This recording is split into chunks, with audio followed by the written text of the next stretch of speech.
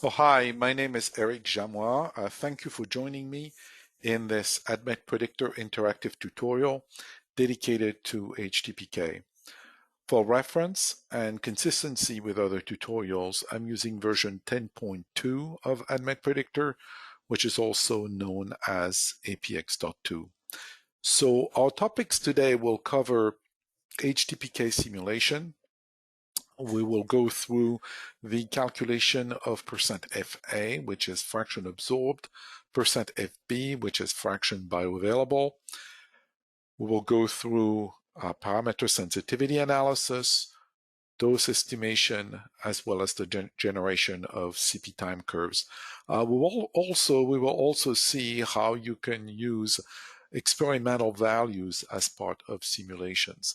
So there's a lot to cover, so let's get started. The HTPK tools can be found under tools and PK simulation. And you will see in the Lucas side menu here, %FA and %FB, dose estimation, CP time curve, and parameter sensitivity analysis. Now they're grayed out because I don't have any data set loaded. So they're also grayed out in the on the icons. So we have icons for %FA, dose estimation, CP time curve, and a parameter sensitivity analysis. So now we're going to load a subset of compound. It's actually a subset of the enamine diversity set of, I think the complete set has slightly over 10,000 compounds. So I took a 2,000 compound subset, which should be sufficient for the purpose of our work today. So I just opened this SDF file, and the first thing we're going to do is to calculate physicochemical properties for these compounds. So in order to do this, we're going to go into data and calculate ADMET properties. So we don't need transporters, metabolism, toxicity, or modeling descriptors. We just need the physicochemical descriptors. Actually, you don't need them per se to calculate HTPK parameters, because the software will run the models that it needs behind the scene in order to fuel the HTPK calculation. However, as you will see later, we will need these physicochemical properties as part of the analysis work that will ensue. So let's go ahead and calculate them. That's pretty fast. We've gone through this exercise before, and as we know, the software is multi-threaded, so it goes through this property calculation fairly quickly. So we get our properties calculated back to us, and now we're going to go into properly speaking HTPK. So we can just use this icon %FA and %FB over here, which sets up our calculation. So notice that there are two physiologies that are available, rat and human. You cannot calculate for both at the same time. It's either one or the other, and it is the same for the dosage form, immediate release tablet or IV bolus. It's one or the other, and we are going to select immediate release tablet for the purpose of this exercise. Now for doses, it's a little bit different. By default, the software has a 10 milligram dose entered. Notice that you can, of course, change that, but you can also enter multiple doses. So should we desire to run multiple doses, which we're going to do, we're going to take 1 and 100 milligram doses. You can just enter these two numbers separated by semicolon, no space. The other thing I want to draw your attention to is the fact that on this side menu here, you if you had a column that contained different doses for each compound, you could point the software to this dose column, and the software would run. Of course, we don't have such a column here, but if you had a dose column, you could point the software to that specific column, and it would run a different dose potentially for each compound. That's a pretty useful option. So one of the strong premises of this program is that it can proceed entirely from structure or use a combination of experimental data and simulation. Okay. So here in this first run, we're going to go entirely from structure using the default settings. Okay. So in order to calculate fraction absorbed, so %FA and %FB, we have both checked right now, so it's going to calculate both, and again for both 1 and 100 milligram doses. And the only thing you have to do really to get this going is just to press the run button. So we're going to go ahead and do this. Now, just like other calculations we've seen in the software, these calculations are multi-threaded, so they likewise go extremely fast. We're running at over 100 compounds per second, and this is just a standard laptop computer. There's really nothing special about it. So here we go. So we get a number of columns output back to us. %FA for the 1 milligram dose, but if we look over to the side, we also have it output for the 100 milligram dose over here. So, so again, we have a duplicate output for the 1 milligram and 100 milligram doses. So we have %FB, again, fraction absorbed, %FA, fraction absorbed, %FB, fraction bioavailable, Cmax underscore HUM for human at the 1 milligram dose. That's what the 1 stands for. That's the Cmax, that's the maximum plasma concentration reached. Tmax is the time at which this maximum concentration is reached. Then we have AUC for the last dose, and also the AUC INF for infinity is the AUC from 0 to infinity.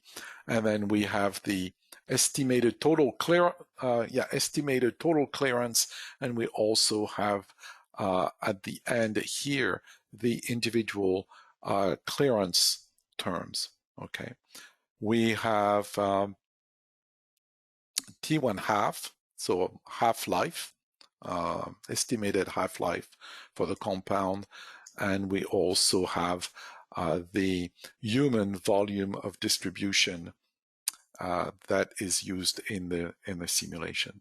So there's quite a bit of output here, some very useful data, and I'm going to show you the kind of analysis that you can perform with this output.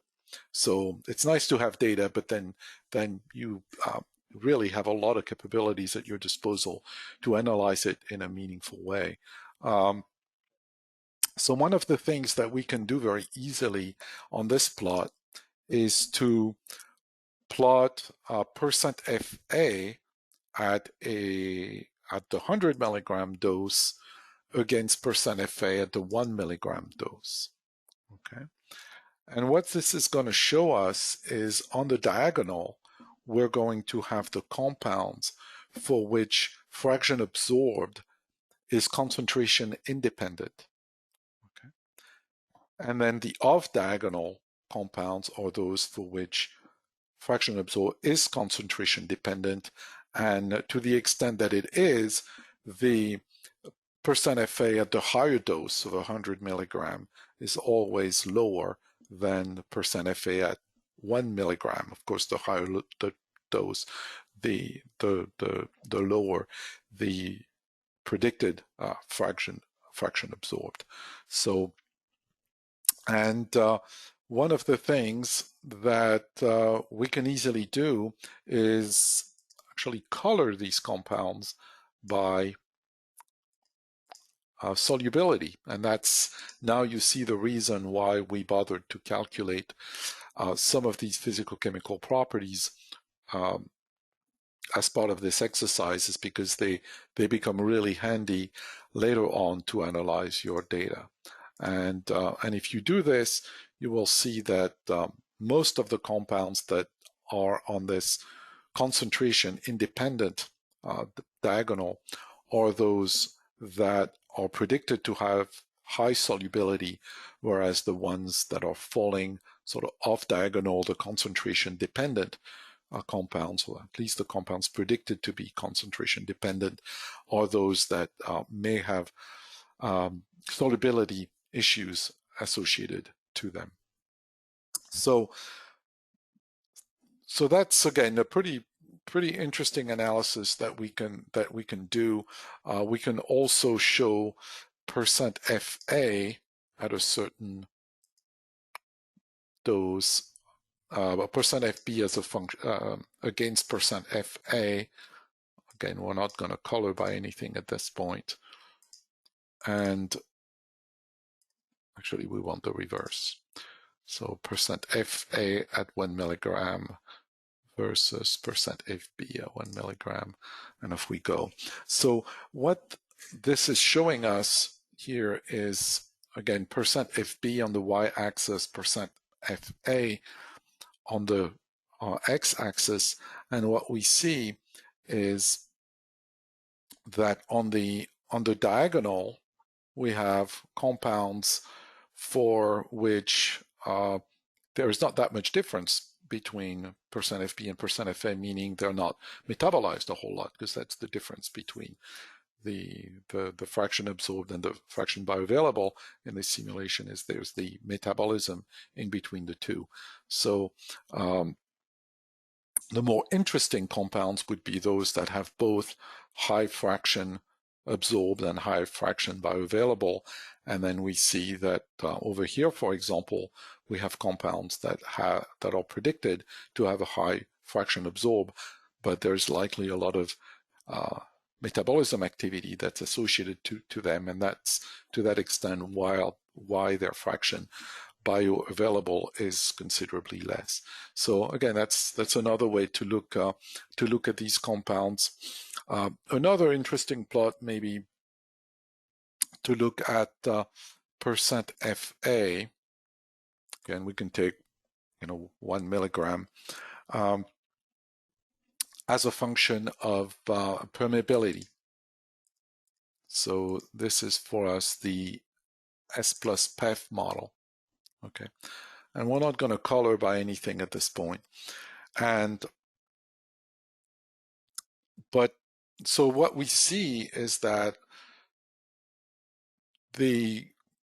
compounds that tend to have higher permeability, and that's against our effective jejunal permeability model, those compounds that are predicted to have higher permeability, jejunal permeability, are also predicted to have a high fraction absorbed. Okay. But however, there are compounds that do fall out of this relationship, and again, if we color our compounds by solubility, we're going to put solubility on the log scale here, you will notice that the compounds that fall out of that general relationship are compounds that are predicted to have lower solubility, and those are referred to as solubility limited compounds. And now we can also do the opposite. So we can take percent FA against solubility, and we'll take that on the log scale, and then color by PEF. Okay. And we have a similar relationship where the compounds that are predicted to be more soluble do tend to have a higher fraction absorbed, but there are compounds that do fall out of this general behavior, and those are the so-called permeability limited compounds, which are shown here in red. So that is an interesting behavior. There's actually a very nice paper by Hendrickson and co-workers, which I will show briefly. And so it's by Hendrickson, Sanchez Felix, and our own Michael Bolger, who just retired from our company, was with us for, I think, over 26 years, and contributed to this paper, which makes a very similar analysis where you actually have the three-dimensional plot. What I showed you was essentially 2D projections of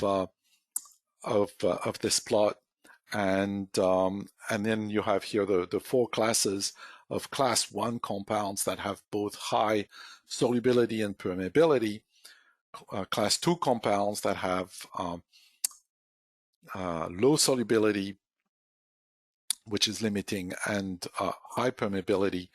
Then you have class 3 compounds that are the reverse, low and limiting permeability and not limiting in solubility.